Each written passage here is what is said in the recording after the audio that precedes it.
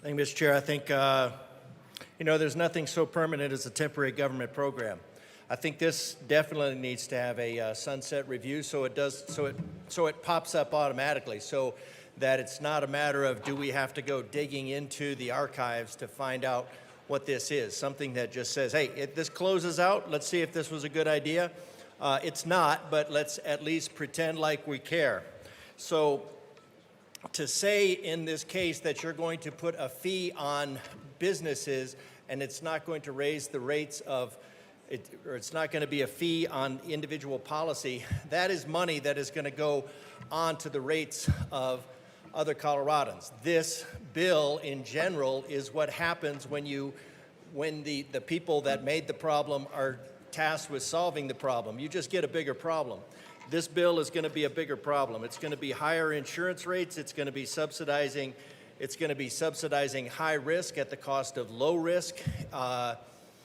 People that have chosen not to live in the wildland urban interface, whatever, that they choose to live. Now, as far as that hailstorms have become more prominent, that's just superstition talking. Hailstorms have not become more prominent. Things have become more expensive. Things like passing bills about making asbestos in roofing a hazmat and a Superfund site, which basically not all residents' homes will be now with the General Assembly's bills that are going to be raising probably at least $20 to $40 million in expenses across the state. Why? Because it makes somebody feel good. And now we're just going to take that extra expense and then we're going to try to hide it. So this definitely needs a sunset clause. Preferably the bill will be voted down in general because, again, I don't even know that it's intended to solve the actual problem that it addresses so much as intending to put the insurance carriers out of business and then force this into a state enterprise. When I look at the amount of money that if you look at over the time frame that it could be, it can't maintain over $100 million in the 5 years.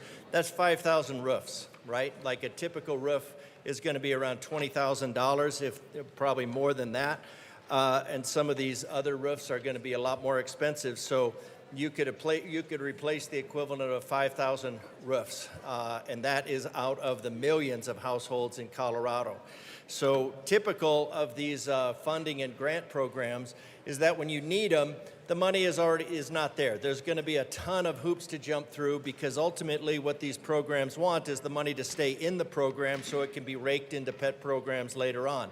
So I look at this as just another bit of emo bait to get people to swallow the hook of more taxes, and then the money that's in these programs that after they are most typically made impossible to access will then be pulled into other programs and to fund whatever other illegal alien stuff that the General Assembly wants to fund. So I recommend a yes vote on this and a no vote on the bill.